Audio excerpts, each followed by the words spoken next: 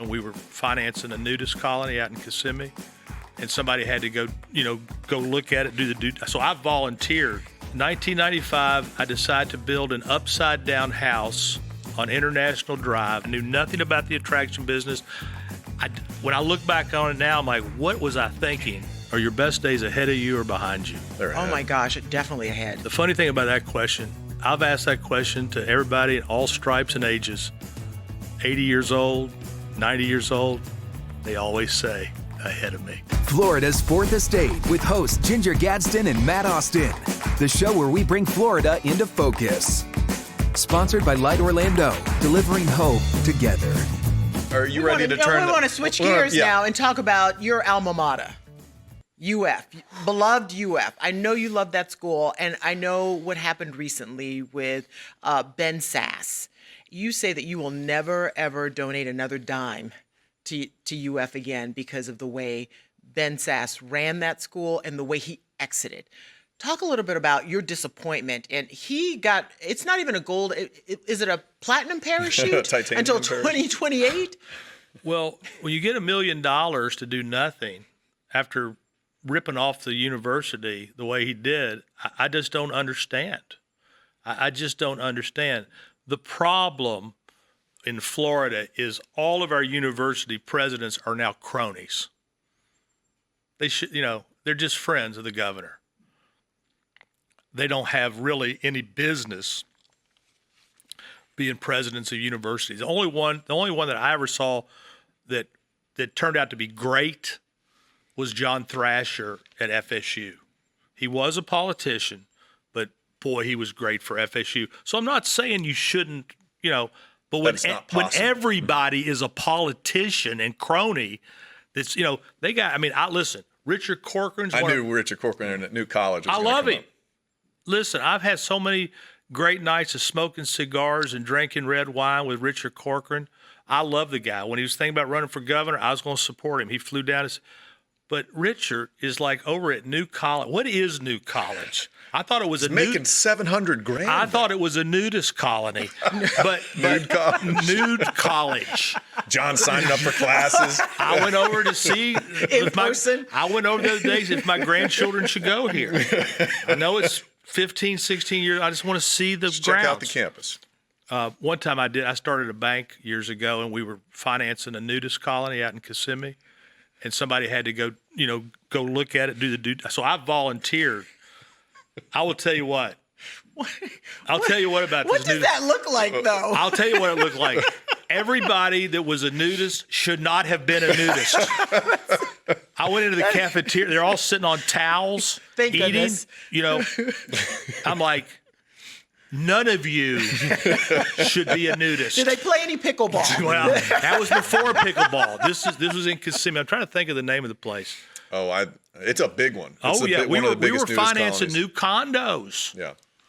So I went out there hoping to see something, and I saw something. You saw a lot of stuff. I saw a lot of stuff. You can't unsee that either. This is a podcast with John Morgan. This is why we like it so much. So I do want to go back to Ben Sass. So $17 million he spent in his first year in office. That was triple the guy who was before him. He then had a couple of friends from Washington, D.C., working from D.C., not even moving to the college, and they were both pulling in around $400,000 a year.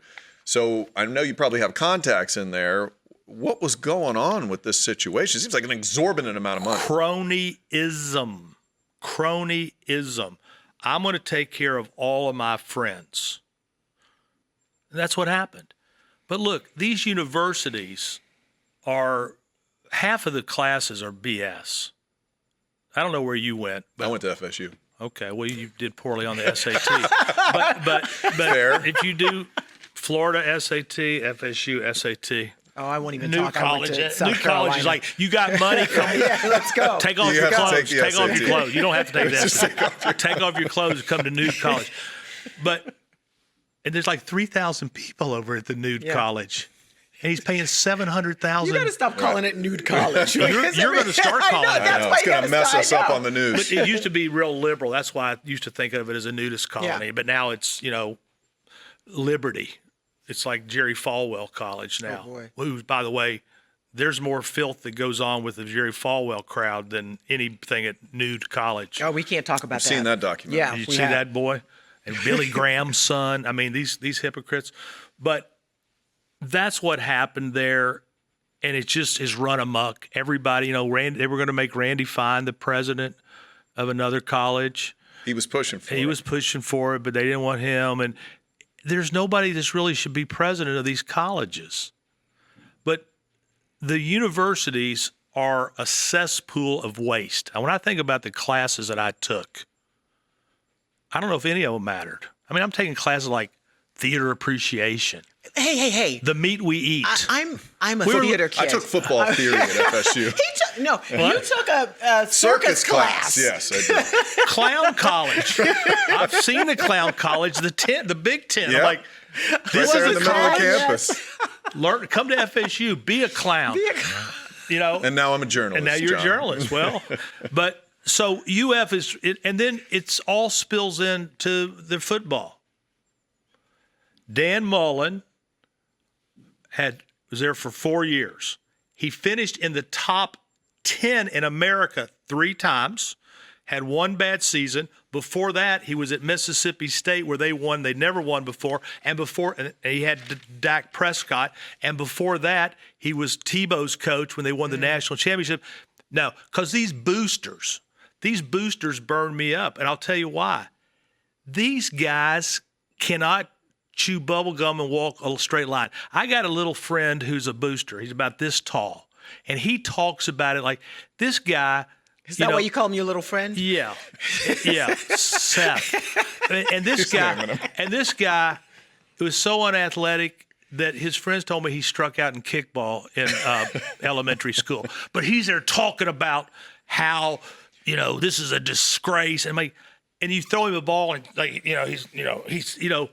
these boosters are But they have the power. They have the power. But they did never play. I've never criticized anybody that's doing what I can't do. I mean, it's hard what they do. They catch it with one hand, keeping one toe in, and they're like, no, he's not focusing. Well, go show him how. But they're all up there. FSU, you all got this Norvell guy that buyout for him is like $66 million. It's cheaper to keep him. Oh, we can't get rid of that guy. We got Napier. Look, I don't blame you. But who's going to pay the $66 million? Nobody. And he had a good season. And At least Napier hasn't had that. Look, Napier, when I first saw him hired, I'm like, we got rid of – I talk to Dan Mullen all the time. He's going to coach next year. He's living up in Ritz-Carlton, everything up in Atlanta. He's going to move to Ponte Vedra, and he's going to coach again. He's just been making money. Yeah, on TV. Wow. He's just been making money. He'll coach again, and he will win again. So you got all these boosters and boards of trustees, and they don't know what they're talking about.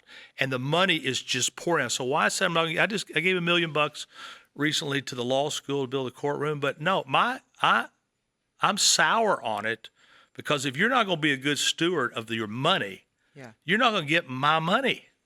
But I'd much rather give my money to the Morgan Hunger Relief Center at Second Harvest or the Ultima Morgan House at Harbor House or the Mustard Seed or where you know where it's going. Yes. But the thing about this story is that had it not been for a journalism student. Alligator. Yeah. Florida Independent Alligator. We were so proud. I was proud of her. She called me and I said, let me tell you something. This is going to get you a big job. She didn't say why. I go, this is a big deal, what you've done here as a student. It's incredible. It's incredible. Yeah, I was proud. I said, listen, I'm proud for you. I said, I'm proud for your parents. Yeah. Yeah, that's something else. That's fantastic. That's really something else. All right. Should we close it out with our Oh questions? my gosh. Yeah, let's All do right. our questions. Let All me right. find I gotta find mine. Rapid fire. Yeah. You don't have to just kind of give us the answer on this. Just whatever comes to mind. I stole a bunch of these. We stole them from Larry King. Oh, no, Okay? he went way back. I did. Okay. You ready? Yeah. All right. Who would you trade places with for a day? Bruce Springsteen. Oh, that's a good one. What's your guilty pleasure? My granddaughter, Grace. I can't get enough of her. I think about her all day. Man, you can't do that with me with daughters. If you weren't an attorney, what would you be? Bruce Springsteen. I don't know if that's Sensing true. a theme here. Okay, so what's the biggest risk you've ever taken? I knew nothing about it. In 1995, I decided to build an upside-down house on International Drive. Why? Because my kids would go to science centers and they all sucked. And I said, we need to build something that's interactive, but I need something to draw the moths to the flame. Somebody showed me this picture of this house upside down. I said, how do you do it? I knew nothing about the attraction business. When I look back on it now, I'm like, what was I thinking? But, 1997, I opened. Years later, I've got them all over the country. I have no debt. I have EBITDA of $33 million a year. Oh, So that little risk turned into a big deal for me. huge investment. Huge. I would not have guessed. I thought that was more of a, fine, I'll do it, but not really a big. I had no money. I had to raise money to build it. I had to raise money from family and friends. And think of those nuts who were giving me money to build an upside down. People asked me about it back in the day. They go, what are you going to do if it fails? I said, if it fails, because I used to do my commercials here. I said, if it fails, I'm going to go out. I'm going to do a commercial. I'm going to make it at my law firm. I'm going to walk out. I'm going to say, if you've been injured in an accident and find that your life's been turned upside down, come here. Always That's how thinking. you get your Always money back. thinking. You gotta have a plan B. Exactly. You gotta have a plan That's B. true. Yeah, always though. Absolutely. Always. All right. What's the worst piece of advice you've ever gotten? Years ago, I sold Yellow Pages and I was making a lot of money. And my dad had always had tough times holding a job. And I got to law school, but I was making so much money selling Yellow Pages. He said, how are you going to leave this money? Because every time he'd get fired, he'd say to me, whatever you do, be a professional. Nobody can fire you. And he got fired a lot. So we're at Frisch's and he tells me that, this was advice I didn't take. He said, I don't know how you give up this job. And at AT&T, they're talking about promoting you and you're 21. And I said, Daddy, what about be a professional? Nobody can fire you. That year, in 1979, I made almost $70,000 selling Yellow Pages. My first year as a lawyer, I made $16,000. Plus, I lost those years in law school. But guess what? I caught up. We're going to have to explain to Then the you kids what exceeded it. Yellow Pages are. I know, So we're that's gonna- It's the old Google. very old Google. That's You'd have to peel the through it. initial. That's the first Google. yeah, it's for real. What's the best compliment you've ever received? I can't believe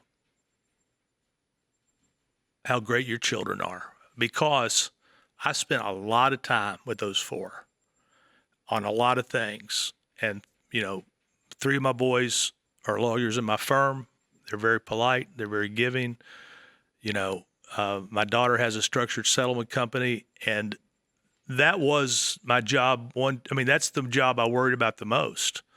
And when people come up and say, I met Mike, I met Matt, I met Dan, I met Kate, wow, it's the best. I could see that impacts you. What makes you laugh every single time? Jonathan Winters. Whenever I see Jonathan Winters with Johnny Carson on Facebook, I just can't get it. Look, I'm Irish. We laugh a lot. And so I think I have a pretty good sense of humor, but the thing I can laugh the most at, thank God, is myself. I think one of my strengths has been not taking myself too seriously. I'm writing my third book right now. I wrote one called You Can't Teach Hungry. I wrote one called You Can't Teach Vision. The one I'm writing now is called, I'm 25 chapters in, Life is Luck, the Paperboy. What that means, what the whole thing is this: most of everything that's happened in my life has been pure luck. Pure luck. And sometimes the bad luck turned into good luck.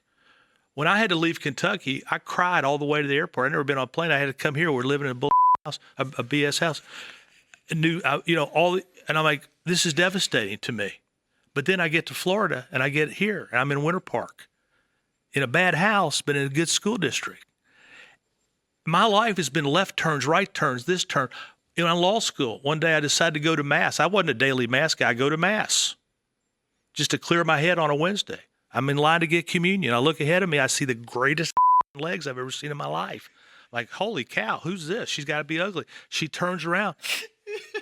You know who she is? My wife. Your wife. My wife. It better be. Hope it wasn't a priest. No, well, he was looking at my. But yeah, I didn't let my kids be altar boys. But no way. But yeah, so I look at my life, and at the end of it all, the reason I call it the paper boy, because I have found a lot of entrepreneurs were paper boys. That's the hardest job in the world, And I think there's a genetic seed that some of us get for certain things. So when I look at my life, it's left turn, right turn, left turn, right. If I did it all over again, I wouldn't be here. There'd be one bad thing that could take me under. And I know where those things happen, where they could have taken me under, but they didn't. I could have not gone to law school. I could have said, hey, I'm making $70,000. They want to promote me in AT&T. They're going to give me an LTD. They offered me an LTD car. And my dad's saying, stay, because he'd never made more than $25,000 a year in his life. If I'd listened to my dad, I'd have probably been fired by now at AT&T. Who knows? Who knows? Oh, my gosh. So, and my last chapter, which I haven't written yet, I've got it in my head, it's going to be called Gratitude. Because at the end of the day, and you all can be the same way, when you start to think of the left turns, the right turns, how you got here, you might have started in Des Moines, you might have started, I have one big case. Listen, I have a sports business. I represent Major League Baseball players. Zach Eflin, Orioles. It was a pretty good business. But one time we signed in my office Johan Santana, who became a Cy Young, 2-time Cy Young. In 6 months, he fired us. Why? We didn't speak Spanish. If I had kept Santana, my business would have been a lot bigger. Why? Because the thing parents ask us every time was, who are you representing now? Well, Greg Warma's son. Well, that's not enough. Sorry, Greg. And Greg didn't hire us for his son, or his son to be in the majors right now. But anyway, let the other son see that. I'll tell Justin about that. I am trying to help him get a contract right now, though. But we lost Santana. Yeah. That's what life is. So the last chapter is, don't pat yourself on the back. Just be grateful that it happened. It's true. And the last thing I say to myself right now, every night I got prayers. I got 5 people I'm praying for. Well, one's my dog, who's got cancer. My dog got cancer in January. My wife called me in Maui, said, Molly's got cancer. She's got 2 to 3 days to live. I'm called lapse of love. We're going to have to put her down. I'm sobbing out in Maui. Then I call her back. I said, Molly's not going to die. She said, why? I said, I'm going to pray for a miracle. I said, I'm going to pray for a miracle. She said, don't waste a miracle on Molly. I said, no, I like Molly better than anybody I know. Guess what? When I left to come here, guess who said goodbye to me? Molly. Still here. You know what I told Molly? You know what I told Molly today? I said, hey, you're coming to Maui with me in December. Because I believe in miracles, and I believe in prayer, and I believe they work. So I got 4 or 5 people I pray for, every night. And then the last thing I say is, thank you, I don't deserve it. The journey has been the reward. Oh my gosh, that's okay. That's incredible. Who knew there was all this inside? Well, I mean, inside the size matters guy. I know. Yeah, exactly. Okay, so the last thing One you touched upon it a little bit when you talked about how much you dote on your granddaughter. What would you like your grandkids to remember about you? Well, they're going to know that nobody ever loved them more than me, and I would just like them to not necessarily know about me, but I believe there's questions I ask people when I interview them for jobs, lawyers. And I ask a question, and it goes like this. And there's no right answer. What do you value more, mercy or justice? And, most people say justice. I hope that my grandchildren say he was merciful. Because I value mercy. I value justice, but I value mercy more because I don't think there's enough mercy in the world. The Pope recently said, there's a global indifference. People see people. When I see people suffering, it hurts me. That's why I did the food bank. 250,000 people come there to the Morgan Hunger Relief Center every month. And it's the working poor. They come in uniforms. Yeah. They might come from here. Mm-hmm. You don't know. That's why I did the minimum wage, because I saw that. It's like, this ain't right. So that's what I hope they are. I hope they're merciful. I hope all the charities I give to, it's always food, water, clothing, shelter, medicine, dignity, mercy. So that's what I hope. Who gets the job, the mercy guys or gals or the? They both. They do. Because there's no right answer. Yeah. Most people say, public defender. A lawyer would say justice. They all, but some don't. Public defenders always say mercy. Yeah. I like public defenders. I like the mercy crowd. Yeah. Now I want to ask you all 2 questions. Oh, not turn the tables. Okay. And I usually ask these questions, a series of questions at the end of a dinner. So the question is, first question, rapid fire. I'll do my 3 rapid fire. Okay. Let's go. First one's easy. First concert. Sister Hazel. Luther Vandross. Ooh. She beat me on that I one. know who. I just learned a little bit about you. We didn't get to Teddy Bear, did we? Did you see Teddy Bear next? But next question. Is it better to love or to be loved? There's no right answer. Oh, I like to love. Is it better to love or to be loved? To love. Love. Every time. I get way more out of loving And my the last kids. question, are your best days ahead of you or behind you? They're ahead. Oh my gosh, definitely ahead. The funny thing about that question, I've asked that question to everybody in all stripes and ages, 80 years old, 90 years old. They always say ahead of me. Yeah. Hasn't happened yet. That's the power of people. We believe in the future, and we believe at the end of the day in each other, because most people are very good. Good stuff. Man. Wow, I wasn't expecting that. You're Really? delightful. Yeah. Well, thank you. Why do you think my wife's been so happily married for 42 years? I figured she was just very patient. Oh my God. Well, that too.